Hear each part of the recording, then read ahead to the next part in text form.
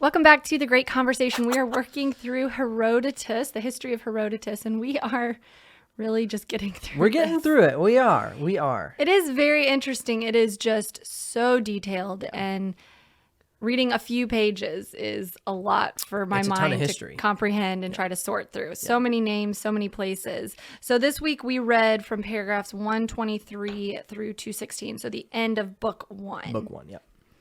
And man, a lot happened, but then at the same time, when I just sum it up, essentially it's about Cyrus the Great rising into power and just a few of the places that he conquered and took under his empire, and then ending in his death. Yeah. So, I mean, that is like, to really quickly sum it up, what happens. When we first started reading this week, we read about Astyages' fall to Cyrus. So this is his grandfather, after Hippasus, who wanted revenge on Astyages for making him eat the flesh of his own son. Yeah. So Hippasus reaches out to Cyrus, who's no longer living near him. He's now living with his parents somewhere in Persia. And Hippasus sends a letter to Cyrus and says, let us work together in bringing down Astyages. And that happens as Hippasus leads the Medes very poorly on purpose against Cyrus, and thus the Medes come under now the Persian Empire. And so Cyrus is now in control of those people. And then Herodotus really gets into this detail about just how Persians operate in society. Yeah. So a lot of detail about that, very different from the Greeks, which is the perspective of Herodotus writing. And so that was a lot of detail. We then read about, so then it kind of fast forwards again into the conquest of Lydia by the Persians, so by Cyrus the Great. And he then takes on the Ionians, the Aeolian Greeks, and these two big groups of people, they were essentially asked by Cyrus to just come under his control, but they said no. But then as Cyrus comes and takes over Lydia, he's like, okay, nope, you guys are going to be under my control. You didn't help me revolt against Croesus, so I'm not going to allow you to be my lieges. Yeah. And so he says that. And then, again, Herodotus goes into the history of the Ionians. And after that, Cyrus leaves Sardis with Croesus, according to this history. And he says, I'm going back to the Persian Empire, but I'm going to leave my deputy Tibalus in charge of Sardis. And he told a native named Pactius to collect the treasure and bring it to Cyrus, as Croesus kind of directed Cyrus to do. But Pactius does not do that. He revolts and decides to take all the treasure, and he takes, some of the people help him revolt, and that doesn't go well for him. But again, Croesus gives Cyrus advice of not to be angry with the people of Sardis. Don't punish them in your anger, because they didn't all do this. It was one man who did this. Take him, bring him to yourself, and punish him. Yeah, let me interrupt there. Yeah. Isn't that an interesting thing? Right now based on our time in history, we're in the middle of the war going on between, Ukraine and Russia, and how we've talked about, and, had a road trip recently, we were discussing how sad it is that, one nation is basically put into shame, shambles, and ruin because of one man's conquest. Right. It's just such a sad thing in the human condition throughout world history, how one person wants to do this thing and they kill thousands, hundreds of thousands, millions of people. Their own people. In attempts for their own personal singular conquest. Mm-hmm. So I just want to throw that in there, because it's just like, it's overwhelming, because we're in a spot in history and we're reading a spot in history where these things are happening. Right. I mean, that is the story, right? Of empires, and that is the thing about Cyrus the Great. And Herodotus doesn't really talk about this. He just kind of, I guess it's an omission that you have to kind of understand, that Cyrus the Great would conquer a people, but he would just kind of let them continue to live their life as they wanted. He didn't come in as a tyrant, and I mean, that would be, I guess, debatable whether he was a tyrant or not, Yeah, it'd be up to but he subjection. would allow the people of that land to continue to worship their gods as they desired. And he would say, okay, this is part of the Persian Empire. He wanted to hang the now. Persian flag at the Yeah. at the city entrance. But he was a little bit just more tolerant. He was known more as a tolerant leader. And he is Cyrus the Great, and he did allow even the Greeks, when they looked back on the way that he ruled, some insight into what a ruler maybe should be more like. So that is one of the reasons that he is part of the great books and part of the greater history of Western civilization, because of how he did rule as he took on the world at that time. Yeah, he was a new sort of a world dominant power. It wasn't this come in, destroy, take all the treasure. But actually, which is interesting, is Croesus had a big influence in that. Because as Cyrus is starting his conquest is the word I was looking for. When Cyrus was starting his conquest, Croesus was the one who says, hey, by the way, they're looting your city. This is now your city. And so it's interesting how Croesus actually probably had the start of that was started by him. Yeah, and I was reading kind of that according to other facts from history and whatnot, was Croesus a real... What is this story that Herodotus is telling? Did it actually happen? Or was it the account of the people later on that told Herodotus this? Was Croesus actually following along with Cyrus and giving him this wisdom? That's something that, again, is debatable in history. But according to Herodotus, it is a very cool part of the narrative. Yeah, if we're believing everything Herodotus has to say. Exactly. So like I said, Pactus revolted. Cyrus, Croesus told Cyrus not to be angry, but allow the innocent people of Sardis to live and to bring Pactus for punishment. And so the way that Cyrus did this, he summoned a Mede whose name was Mazaris, if I'm saying that correctly. And he did as Croesus said for Pactus, and he was given up. And in the, I guess, process of Mazaris getting Pactus and then moving into other jobs that he had to do, he died. And at that point, Harpagus is reintroduced. He was the Mede that worked with Cyrus to help kill his grandfather. And he was sent to take over and continuing to conquer Ionia, the Greeks, the lower part of Asia, because this is when Cyrus is back in the Persian territory and conquering the upper regions. And this is when Cyrus, he does such an amazing thing that other rulers had not been able to do in such a great way. He was on his way to take Assyria. He took Babylon and the great city of Nineveh. And at this point, Herodotus starts explaining Nineveh and what a great city it was, and its history, and the walls and how thick they were, and then the inner walls and the different channels and water coming into the city. Just such a great city. And at this point in history, this isn't something Herodotus talks about, but from the biblical account, the Jews, God's people, the Jews were in captivity in Babylon at this time.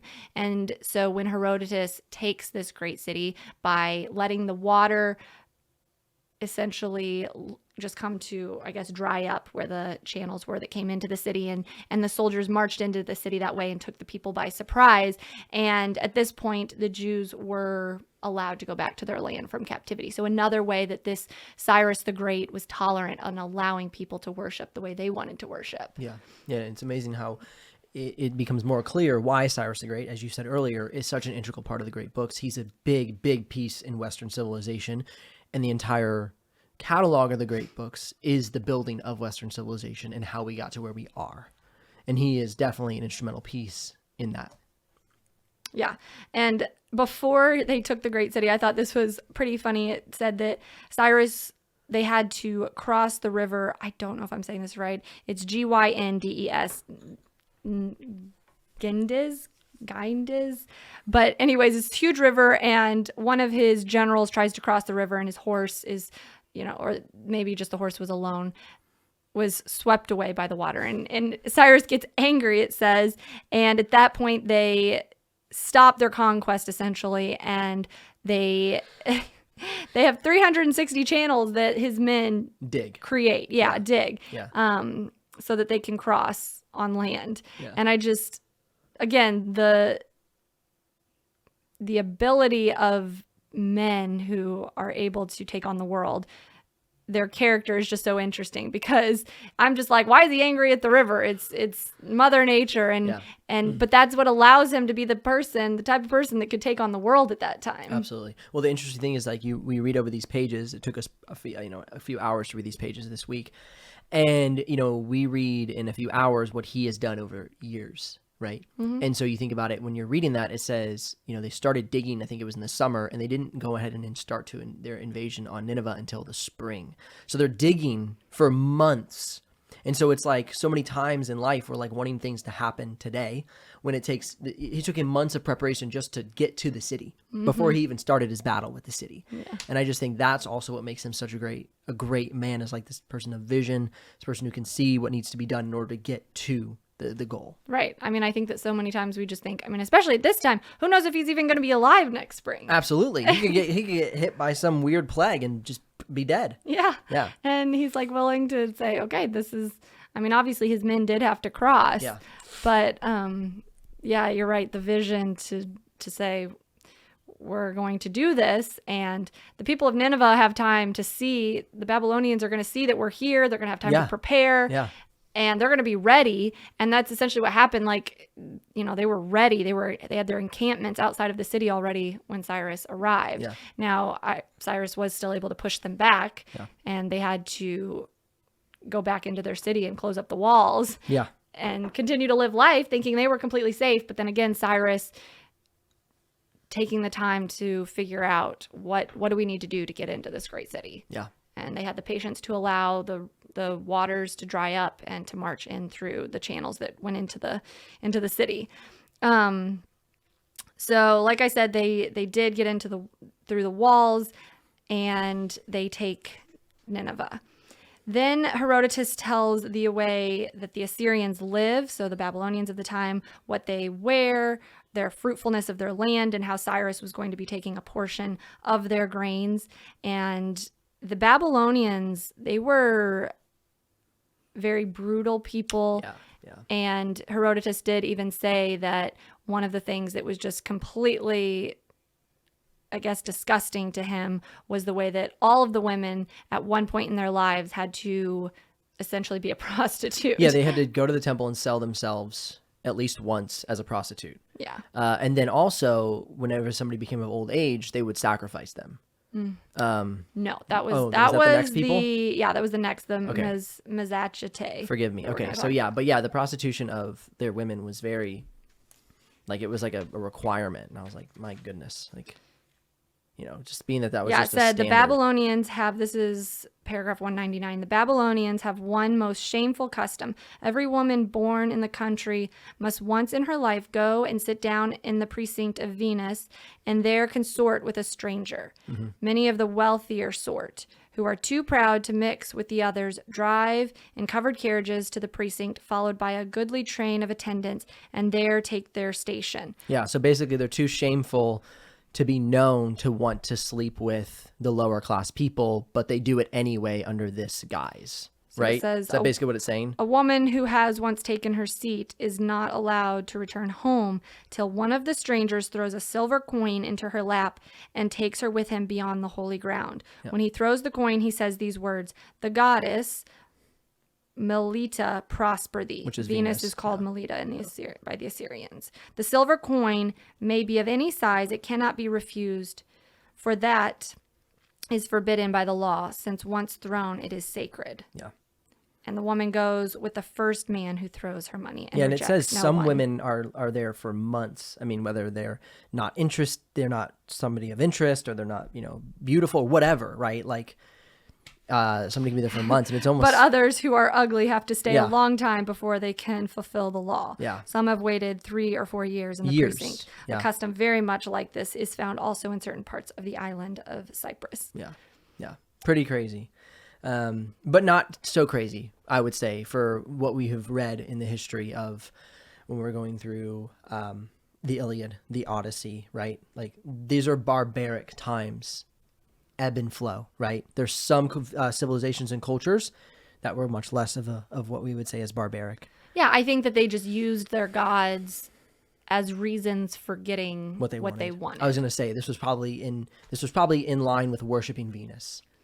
But But someone created this law Exactly. out of a desire, maybe. Yeah, out of a desire to basically have whatever woman they wanted, or to be able to come and get whatever young woman they wanted at any time. They just needed a silver coin.